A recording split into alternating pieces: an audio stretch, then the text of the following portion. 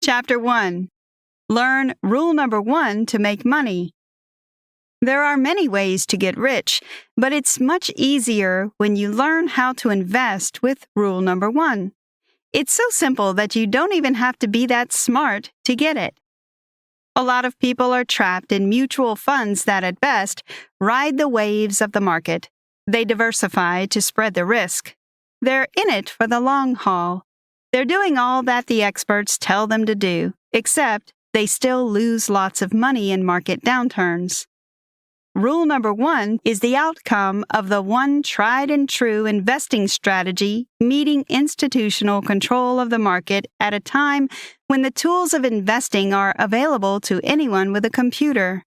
The tools already on your computer make it possible for you to become a successful rule number 1 investor in just 15 minutes a week. You possess a significant number of built-in advantages, from what you know to how fast you can move in and out of the market. The entirety of these advantages makes it possible to surpass the so-called experts. If you're a good shopper who knows how to find incredible things at wonderful prices, you'll have no problem learning rule number 1, which is based on the same concept. All it takes is a little faith, practice, and effort. If you're a new investor, or if you have no financial experience whatsoever, you can get started to learn something risk-free and guaranteed to provide financial security. If you're a seasoned investor, you can let go of old and wrong theories to escape mediocrity and learn to depend on yourself to open the door to real wealth. Rule number 1 is for you, regardless of your age, wealth, IQ, or social status. When used correctly, it'll ensure you never have to worry about money again. Chapter 2. The Myths of Investing. Almost everybody is persuaded that a higher rate of return essentially implies more risk, and they're more scared of losing money trying to get a higher return than of their inability to retire easily. The truth is, a higher rate of return is not necessarily dependent on incurring significantly more risk. If you have no clue what you're doing, your journey will be either very slow or very dangerous. The importance of rule number 1 is knowing what you're doing, investing with certainty so you don't lose money. Being a mutual fund investor is more risky than being a rule number 1 investor. If you own mutual funds that are endeavoring to beat the market and you're trusting your fund manager to give you a nice retirement, you're almost certain to be the victim of a huge scam. Fund managers rarely beat the market, something you have paid them to do. There are 3 basic myths of investing. Myth 1. You have to be an expert to manage money. Rule number 1. It's quite simple, requiring at most only 15 minutes a week. Myth 2. You can't beat the market. Rule number 1. You can always take advantage of regular mispricing to reap a 15% return or more. Myth 3. The best way to reduce risk is diversifying and holding for the long term. Rule number 1. Buy $1 for 50 cents and sell it later for $1. Repeat until very rich. If you understand rule number 1, you don't have to diversify your money. You focus only on a few businesses that you understand and buy when the fund managers who control the market are fearful, and you sell when they're greedy. A sales tool used by fund managers and brokers is dollar cost averaging. DCA is the strategy of purchasing stocks or mutual funds each month with the same amount of money, regardless of the stock or fund price. If the price goes down, your money will buy more shares, and your money buys fewer shares when it's up. The goal of dollar cost averaging is to limit your investment risk by making the average cost per share of stock smaller. For DCA to work, you need to put in the same amount every month, no matter what. Rather than trusting DCA, rule number 1 investors understand the value of a wonderful business and get it when it's undervalued. Chapter 3. Rule number 1 and the 4 M's of business. Rule number 1 has been the basis of excellent investing for the last 100 years, and it will be the basis of excellent investing 100 years from now. Rule number 1 literally is don't lose money, but in practical terms, it means to invest with certainty, which comes from buying a wonderful business at an attractive price. Knowing you will make money comes from buying a wonderful business at an attractive price. Wonderful encompasses 3 simple elements. First, it implies that the business has meaning to you. You understand it enough to want to own it if you could, and that the business reflects your values. Secondly, wonderful means that the business meets specific criteria in terms of financial strength and predictability. It must have moat. And third, it must have good management.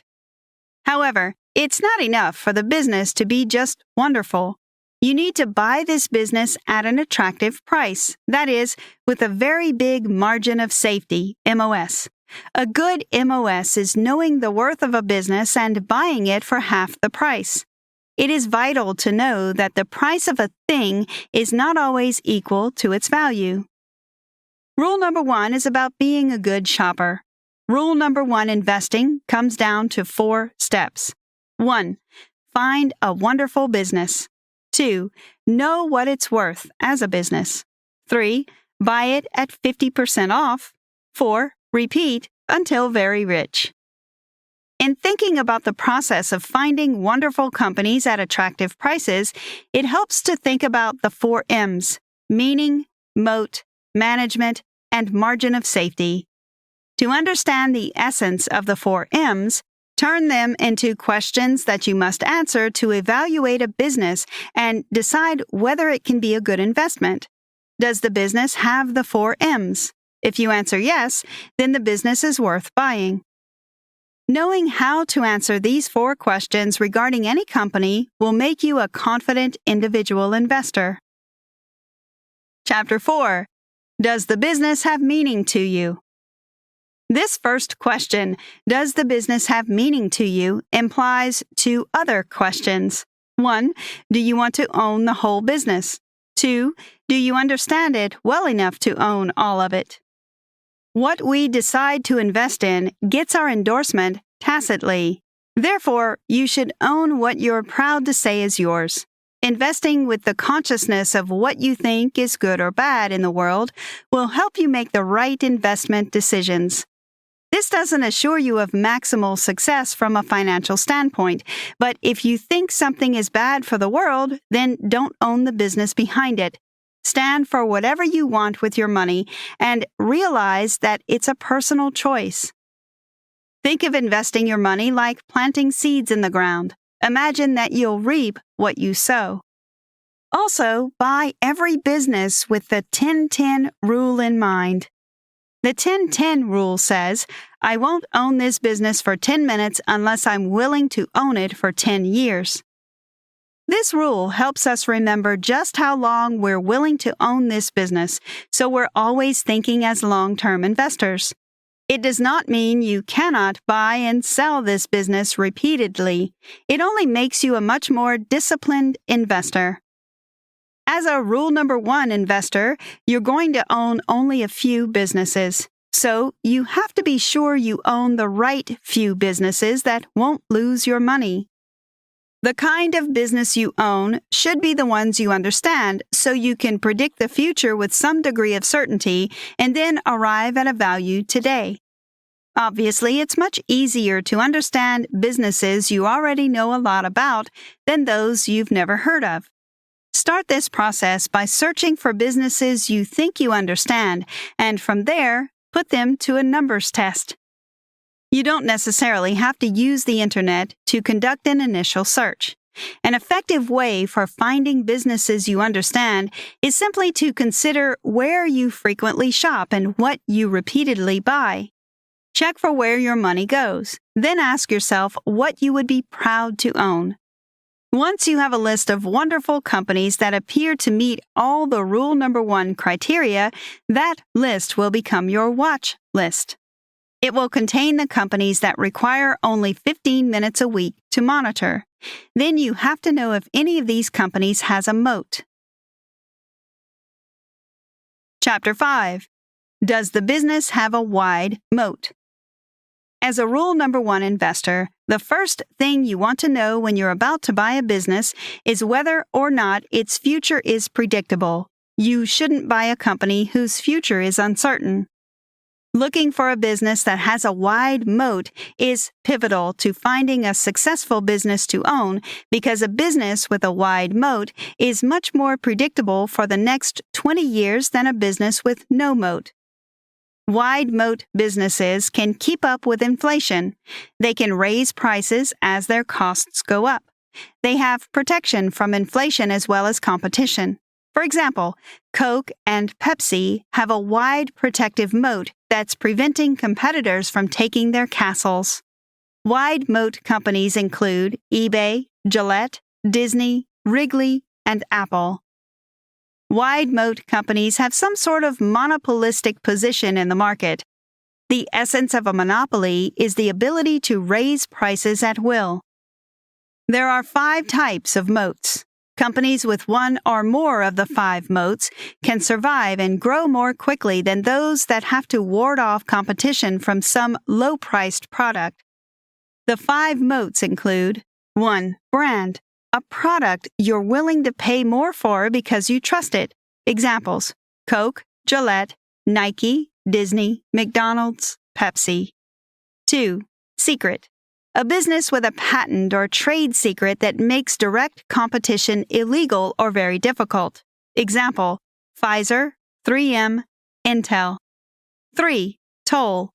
A business with exclusive control of a market, giving it the ability to collect a toll from anyone needing that service or product.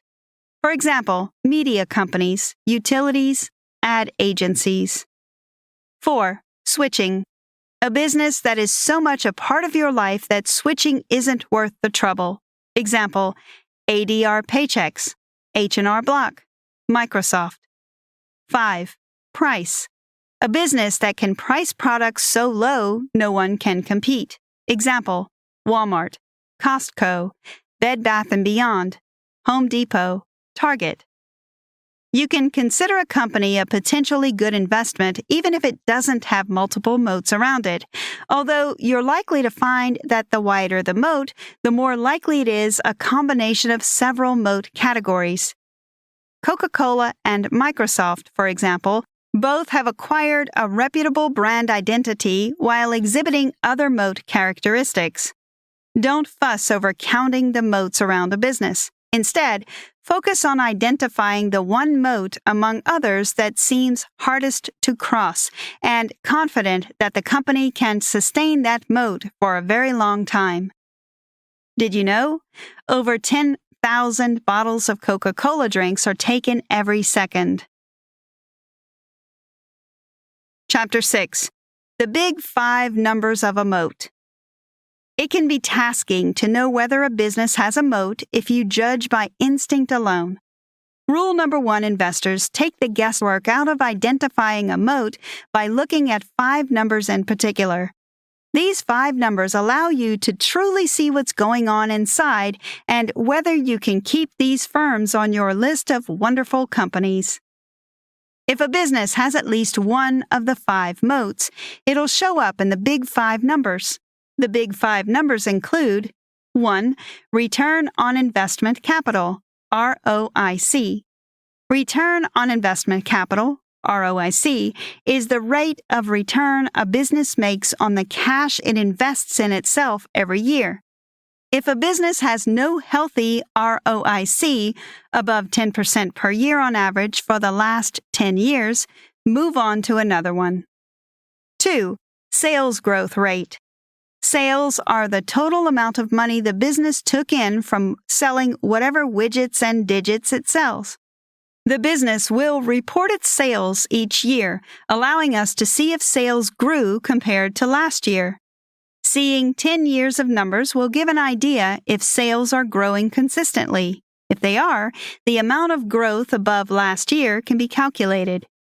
3. Earnings per share, EPS, growth rate. It shows us how much the business is profiting per share of ownership. 4. Equity, or book value per share, BVPS, growth rate. Equity is more or less the take-home money if a business is not sold as an ongoing business, but instead, the machines, supplies, and real estate are sold off. The proceeds of the sales are added to whatever cash the business has in the bank.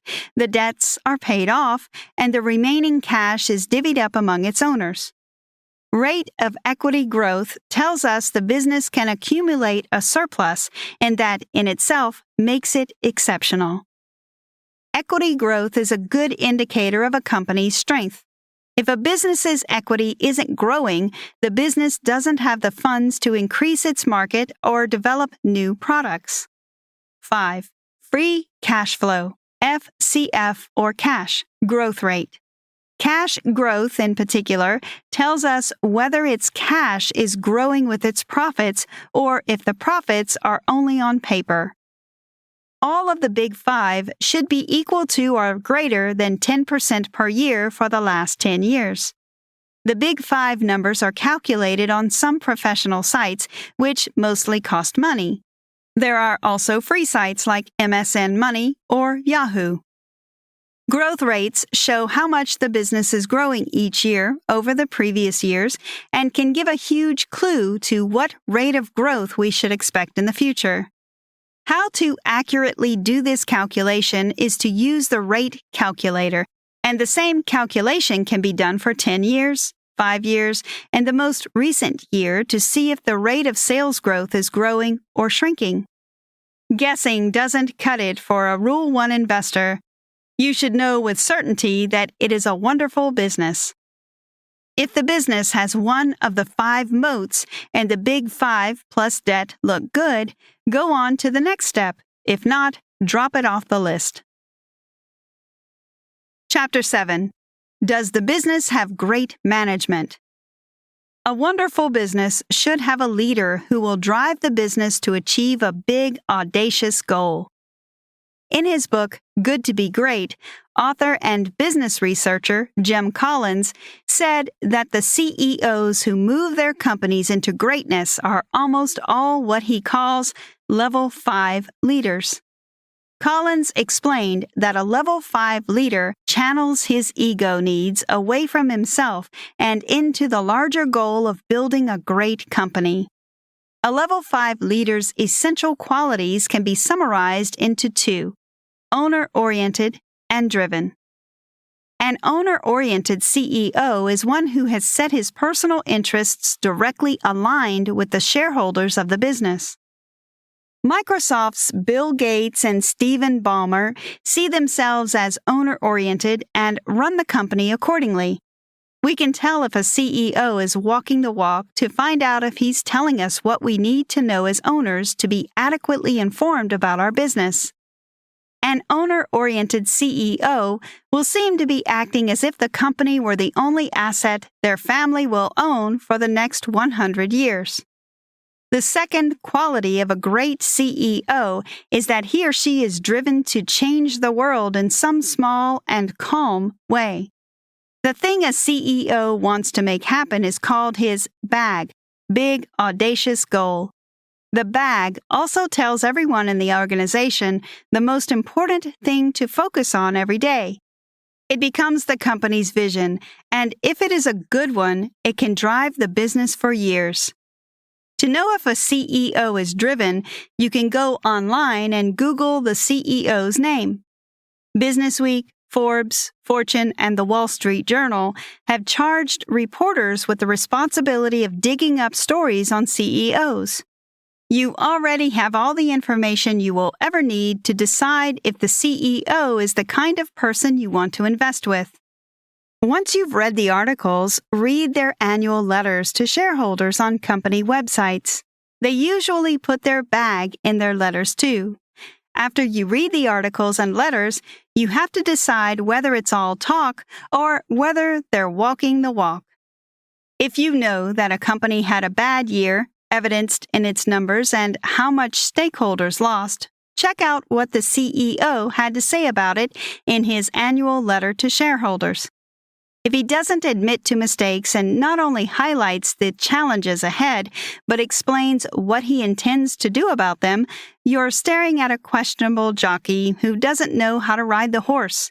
Don't get on that horse with him. Chapter 8. Demand a margin of safety. The practical application of rule number 1 investing is buying $1 of value for 50 cents. We first determine the correct sticker price on a given business. Then we determine the margin of safety, MOS. This is what defines attractive price. MOS is half of the sticker price. It is vital to get an MOS on every business you buy, no matter the kind of business. MOS will not only make you money, it will keep you from losing it in a bubble. Knowing the sticker and MOS price keeps you from buying too expensive of businesses. Sticker price refers to the price of a business that's fair, neither overpriced or underpriced. Sticker price has several other names in the financial community, including intrinsic value, fair value, and retail price. The sticker price of a business is more than the value of its parts. The major part of a business's value is the money it's going to make in the future for its owners.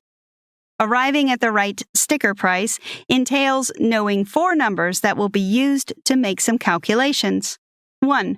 Current EPS, earnings per share. 2. Estimated future EPS growth rate. 3. Estimated future PE, price earnings. 4. Minimum acceptable rate of return from this investment.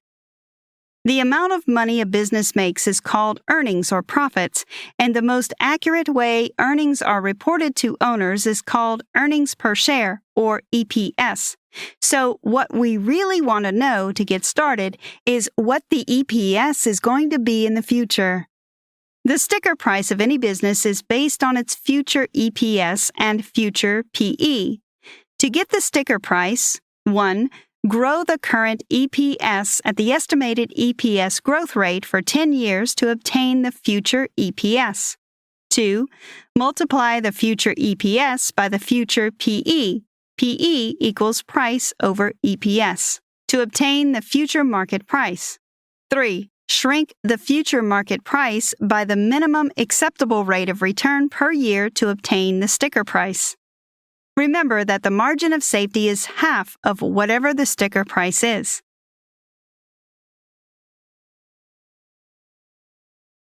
Chapter 9. Know the right time to sell. The conceptual exercise of thinking you're never going to sell is an important one for the rule number 1 investor. It prevents you from falling into the trap of being an ordinary speculator in the market. The right time to sell a company is never. Warren Buffett. So, the perfect business to buy is one we never have to sell. It continues to make us rich. The richest people in the world are business owners because businesses grow their money much faster than anything else. Being able to reinvest annual gains and compound money continually at 15% or more a year in a wonderful company is important to a Rule 1 investor. However, there are 2 times to sell. 1. When the business has stopped being wonderful. 2. When the market price is more than the sticker price. A business is wonderful in Rule 1 terms because we want to own it, we understand it, it has a consistent, predictability, durable moat, and level 5 management. Once you sell a company that's not so wonderful anymore, don't obsess over it as it sits on your watch list, hoping you can buy it back as soon as possible. Make an active effort to find other wonderful companies that pass the 4M test. Do your homework. Create a definite plan for carrying out your desire and begin at once, whether you're ready or not, to put this plan into action. Napoleon Hill. If you buy a business and the price starts going down after you bought it with no sign of relenting, you can deal with this by telling yourself that even though the stock has gone down in price, you really haven't lost any money as long as you don't sell it. In other words, just pretend you're not losing money and therefore not violating rule number 1. Also, you can make up the difference by making more money in some other short-term investment that you lost in the rule number 1 business. Some computer programs watch every trade in the business you are interested in. These tools tell everybody when the big guys are buying in or selling out of any business. They are instrumental once you've identified a wonderful business that passes all 4 M's and you want to buy. They're readily available for free at sites like MSN Money, Yahoo Finance, or on your broker's website. They are MACD, stochastics, and moving averages. Conclusion. Remember, your goal is to buy $1 for 50 cents. You may have found at least one business that has meaning to you, that you would be proud to own and that you understand. Do your homework until you find if those businesses meet the first 3 of the 4 M's, meaning, moat, and management. Remember, the only kind of business that has a predictable future is a wonderful company. Do your best to avoid listening to any emotional voices within you that can steer you in the wrong direction. Don't get lazy. Most importantly, don't lose sight of being a true rule number 1 investor. Get in the game so you can make money work for you. Take it one baby step at a time. There's no rush. There'll always be wonderful companies available at attractive prices. Your job is to take your time and never violate rule number 1. Don't allow the fear of loss to compel you to keep giving money to a financial service industry. You don't need a fund manager. You can invest successfully on your own. Try this. Create your watch list. List the few wonderful businesses you want to buy depending on how much you already know about them. Check if they meet the criteria for fantastic investments. Focus on only rule number 1 businesses and don't diversify the market. Eliminate the barriers in your way and don't allow fear to hold you back.